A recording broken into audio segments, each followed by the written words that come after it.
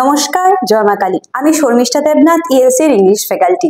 আমরা সবাই জানি যে অগাস্ট মান্থে গ্রামীণ ব্যাংকের এক্সাম আসছে, তো তার জন্য তোমাদের সুবিধার্থে আমি প্ল্যান করলাম যে এখন থেকে ইংলিশ গ্রামারের একটা সিরিজ শুরু করব, যাতে তোমরা ইজিলি এক্সামে অ্যাটেন্ড করতে পারো। তার জন্য আজকে থেকে ইংলিশের সিরিজ প্রপারলি শুরু হবে। তোমরা কিন্তু অবশ্যই আমাদের ইজি ওয়ে লার্নিং ক্লাসেসের ইউটিউব চ্যানেলটাকে সাবস্ক্রাইব করে রাখবে। এখন থেকে আমি ইংলিশের এক একটা রুলস, ইম্পর্টেন্ট রুলস তোমাদের কাছে শেয়ার করব। ওকে, তো তাই বলছি ভিডিওটা একদম স্কিপ করবে না, আর প্রতিটা ভিডিও ভালো করে দেখবে। যদি কারোর কোনো ডাউট থাকে তাহলে অবশ্যই আমাদের কমেন্ট বক্সে কমেন্ট করে জানাবে। আজকে যে টপিকটা শুরু করতে যাচ্ছি এটা হলো সাবজেক্ট ভার্ব এগ্রিমেন্ট। একটা সেন্টেন্সে কি কি থাকে? সাবজেক্ট, ভার্ব এন্ড অবজেক্ট, ঠিক তো? সাবজেক্ট থাকে, ভার্ব থাকে এন্ড কি থাকে? অবজেক্ট থাকে। সাবজেক্ট ভার্ব এগ্রিমেন্ট যে বললাম, এটা কি অ্যাকচুয়ালি? দেখবে আমরা যখন ভার্বটা, ঠিক আছে, ভার্ব যখন বসাবো একটা সেন্টেন্সে, তোমরা মানে যে কোনো একটা সেন্টেন্স পড়ো বা লেখার সময় দেখবে ভার্বটা কাকে ফলো করে বসে? কারণ যে সাবজেক্টকে, সাবজেক্ট যদি মানে সিঙ্গুলার হয় ভার্বটা কি হবে? সিঙ্গুলার হবে। সাবজেক্ট যদি প্লুরাল হয় ভার্ব কি হবে? প্লুরাল হবে, তাই তো? তো এরকম সাবজেক্ট ভার্ব এগ্রিমেন্টে আমরা এরকম অনেকগুলো রুলস দেখব যে কিভাবে আমরা ভার্বটা বসাবো, কোন ভার্বটা হবে, ভার্বের কোন ফর্মটা হবে, ঠিক আছে? ফার্স্ট ফর্ম অফ ভার্ব হবে, সেকেন্ড ফর্ম অফ ভার্ব হবে, না থার্ড ফর্ম অফ ভার্ব হবে। দেখো, নাম্বার 1 রুলস কি বললাম? ফার্স্টেই বলেছি ভার্বটা কাকে ফলো করে বসবে? সাবজেক্টকে ফলো করে বসবে। তো সাবজেক্ট যদি সিঙ্গুলার হয় ভার্বটা কি হবে? সিঙ্গুলার হবে, ঠিক না? সাবজেক্ট আমি এখানে বলতে পারি, আমি একদম ইজিলি তোমাদের লিখে দিচ্ছি যাতে তোমাদের একদম মাইন্ডের মধ্যে আসে, মানে একদম বুক পড়ো বা যে কোনো নোটস পড়ো, নোটসের থেকে বেটার হবে তোমরা ভিডিওটা যদি ভালো করে দেখো, একদম মাইন্ডে সব সময় থাকবে যে কি বলছি, প্রতিটা রুলস মাথার মধ্যে থাকবে। ওকে, দেখো সাবজেক্ট, সিঙ্গুলার সাবজেক্ট যদি হয় আমরা ভার্বটা কি বসাবো?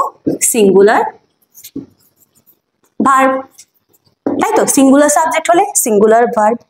তো আমরা বলতে পারি না যদি প্লুরাল সাবজেক্ট হয় কি হবে? Plural subject, plural verb. Okay, singular subject হলে সিঙ্গুলার ভার্ব, প্লুরাল সাবজেক্ট হলে প্লুরাল ভার্ব। এটা একদম বেসিক সাবজেক্ট ভার্ব এগ্রিমেন্টে, এটা একদম বেসিক একটা জিনিস। ওকে, তো আমরা কি বলতে পারি? একটা এক্সাম্পল দিয়ে তোমাদের বোঝাই।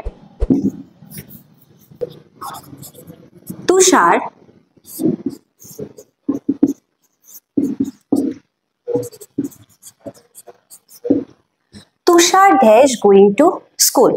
ওকে, Tushar dash going to school. দেখো সাবজেক্ট ভার্ব এগ্রিমেন্ট পড়ার সময় আমাদের টেন্সটাও কিন্তু একটু মানে মাথায় রাখতে লাগবে। ওকে, টেন্সটাও একটু মাথায় রাখতে লাগবে। এখানে মনে করো তোমাদের 4টা অপশন আছে।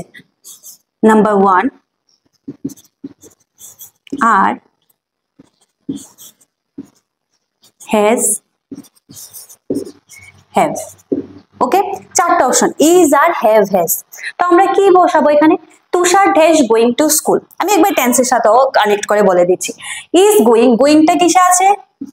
ভার্বের সাথে আইএনজি, মানে কোন ভার্বের সাথে ING? Progressive form of verb, যেটা আমরা কন্টিনিউয়াস টেন্সে ইউজ করি। ওকে, তো আমরা এখানে দেখবো যে ভার্বের মধ্যে কোন অক্সিলারি ভার্ব গুলো কন্টিনিউয়াস টেন্সে ইউজ হয়। ইজ, ওকে, ইজ ইউজ হয় কন্টিনিউয়াস টেন্সে, আর ইউজ হয় কন্টিনিউয়াস টেন্সে। হ্যাজ তো কন্টিনিউয়াস টেন্সে আমরা ইউজ করি না। পারফেক্ট কন্টিনিউয়াসে যেটা ইউজ করি has been, have been. Okay, has কখন ইউজ হয়? পারফেক্টে, তাই হ্যাজ হবে না, হ্যাভও হবে না। ওকে, তো আমাদের কাছে দুইটা আছে, ইজ আর আর। ওকে, আমরা দুইটা এলিমিনেট করে দিলাম, হ্যাভ, হ্যাজ। এখন ইজ আর এর মধ্যে কোনটা হবে? ইজি। তুষার কি সিঙ্গুলার না plural? Singular. Third person singular. Okay, তাই থার্ড পারসন সিঙ্গুলার নাম্বার সাথে কি হয়? মানে সিঙ্গুলার সাথে কি হয়? ইজ না আর হয়? অফকোর্স ইজ হয়। তাই এখানে কি বসাবো? আমরা ইজ বসাবো। ওকে, এরকম ভাবে আমরা প্রতিটা যে রুলস আছে, রুলসটা আমরা মাথায় রাখবো যাতে এক্সাম হলে যাতে কোনো রকমের কোনো ভুল না হয়। ওকে, নাম্বার 1 ক্লিয়ার।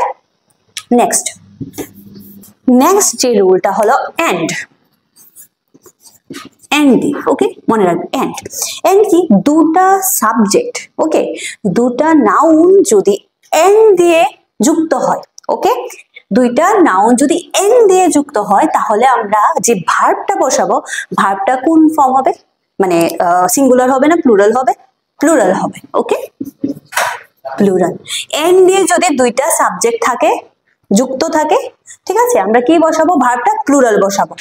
যদি বলি example, Raju and Sayan dash coming, Raju and Sayan dash coming, okay এখানে কি হবে ভার্বটা, এখানে একটা দেখো রাজু, রাজু একটা সাবজেক্ট, সায়ন একটা সাবজেক্ট, কি দিয়ে আছে, কি দিয়ে যুক্ত হয়েছে, কনজাংশনটা কি এন্ড, এন্ড কনজাংশন দিয়ে রাজু এন্ড সায়ন কানেক্টেড, তাই এখানে যে ভার্বটা হবে কি হবে, প্লুরাল ভার্ব হবে। তাই আমরা এখানে কি বসাতে পারি, আর, ওকে কি বসাবো আর। এভাবে মাথায় রাখবে এন দিয়ে যখন দুইটা সাবজেক্ট কানেক্ট থাকবে তখন আমরা প্লুরাল ভার্ব বসাবো, বাস এতটুকু মাথায় রাখলে হয়ে যাবে, ওকে। নাম্বার 3 রুলস, যদি সাবজেক্ট একটা সেন্টেন্সের মধ্যে তোমরা নাইদার নর, আইদার or else শুধু অর পাবো, ওকে নাইদার নর আইদার অর তে একটা সেন্টেন্সে দুইটা সাবজেক্ট কানেক্টেড, তাহলে যে ভার্বটা হবে, যে ভার্বটা আমরা ইউজ করব সবসময় মনে রাখবে ওই ভার্বটা ফলো করবে নিয়ারেস্ট সাবজেক্ট, ওকে নিয়ারেস্ট, আচ্ছা এইভাবে লিখে দিই, verb followed by the nearest subject, nearest subject। এবার সবার মাথায় আসতে পারে যে নিয়ারেস্ট সাবজেক্ট মানে কি, আমি বলছি দেখো একটা এক্সাম্পল দিয়ে বোঝাচ্ছি।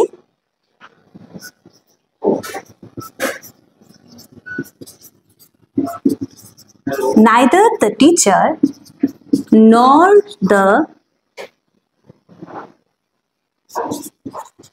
principal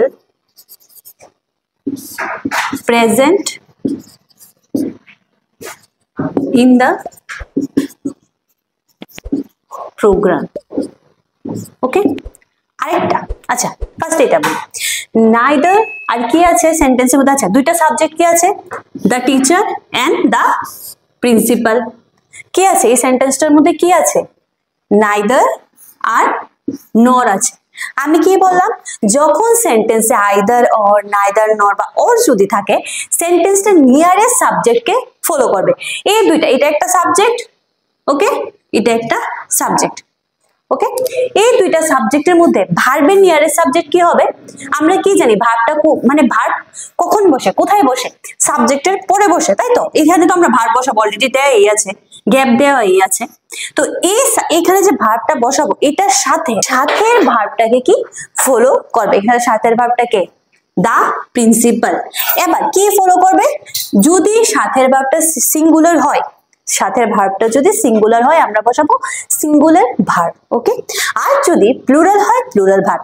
এখানে দা প্রিন্সিপাল সিঙ্গুলার না প্লুরাল, সিঙ্গুলার, তাই আমরা এখানে কি বসাবো singular verb, was present, okay was তো সিঙ্গুলার ভার্ব তাই এখানে সিঙ্গুলার ভার্ব বসিয়েছি, okay either you or your brothers has to come, okay you or your brothers, এখানে কি আছে আইদার অর দিয়ে সেন্টেন্সটা মানে দুইটা সাবজেক্ট কানেক্টেড, এখানে সাবজেক্ট কি, এটা ফার্স্ট সাবজেক্ট, your brothers কি সেকেন্ড সাবজেক্ট, আচ্ছা S2 লিখে দিই, মানে সাবজেক্ট নাম্বার 2 সাবজেক্ট নাম্বার 1, ওকে এখানে ইউ কি সিঙ্গুলার না প্লুরাল, সিঙ্গুলার, your brothers কি প্লুরাল, এটা কি প্লুরাল। আমি কি বলেছি এইখানে যে গ্যাপটা আছে তার সাথের ভার্বটাকে ফলো করবে, এখানে সাথের ভার্বটা ফলো করবে বলতে সিঙ্গুলার হলে সিঙ্গুলার প্লুরাল হলে প্লুরাল, এখানে সিঙ্গুলার আর প্লুরাল প্লুরাল, তাই আমরা কি বসাবো এখানে প্লুরাল ভার্ব হ্যাভ বসাবো, ওকে ক্লিয়ার। কিছুক্ষণ আগে আমি 2 নাম্বার যে রুলসটা ছিল এটার মধ্যে বলেছিলাম যে এন্ড দিয়ে যখন কানেক্টেড থাকবে দুটা সাবজেক্ট আমরা কি বসাবো, প্লুরাল ভার্ব বসাবো। এবার দেখো এন্ড দিয়ে দুটা সাবজেক্ট কানেক্টেড, ওকে মাথায় রাখবে এন্ড দিয়ে দুটা সাবজেক্ট কানেক্টেড, কিন্তু দুটা সাবজেক্টের মধ্যে ইচ এভরি আছে, ওকে ইচ এভরি বা নো, এন্ড দিয়ে কানেক্টেড দুইটা সাবজেক্ট, বাট সেন্টেন্সটার মধ্যে কি আছে, মানে সাবজেক্টটা ইচ বা এভরি বা নো, ইচ এভরি নো এগুলি দিয়ে দুইটা সাবজেক্ট, ওকে।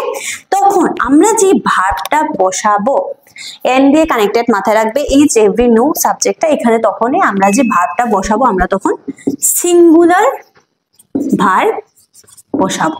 কি বসাবো, সিঙ্গুলার ভার্ব বসাবো। কিভাবে বসাবো একটা এক্সাম্পল দিই, each boy and each girl dash rewarded, each boy and each girl, এখানে কিন্তু এন্ড আছে, মনে রাখবে যে এন্ড আছে দুটা সাবজেক্ট, এটা ভাববে না যে এন্ড দিয়ে দুটা সাবজেক্ট আছে তাই এখানে কি হবে প্লুরাল ভার্ব হবে, এটা মনে রাখবে যে এন্ড দিয়ে কানেক্টেড হওয়ার সত্ত্বেও ইচ এভরি বা নো যদি থাকে আমরা কি বসাবো, আমরা বসাবো সিঙ্গুলার ভার্ব। এখানে কি হবে each boy and each girl, each আছে এই জায়গাতে ইচ আছে, তাই আমরা কি বসাবো সিঙ্গুলার ভার্ব বসাবো, ওয়াজ বসাবো, ওকে কি বসাবো ওয়াজ বসাবো, ঠিক আছে। আশা করি তোমরা এই রুলস গুলো ভালো করে বুঝতে পেরেছো। আর যদি কারোর কোনো কোয়ারিজ থাকে তোমরা অবশ্যই কমেন্ট বক্সে কমেন্ট করে জানাতে পারো, আর আমাদের ইউটিউব চ্যানেলটাকে সাবস্ক্রাইব করে রাখতে পারো। আর আমাদের নেক্সট যে 2 নাম্বার সিরিজটা এটা খুব তাড়াতাড়ি আসতে চলেছে, তার জন্য বেল আইকনটাকে অবশ্যই প্রেস করে রাখবে। থ্যাংক ইউ, জয় মা কালী।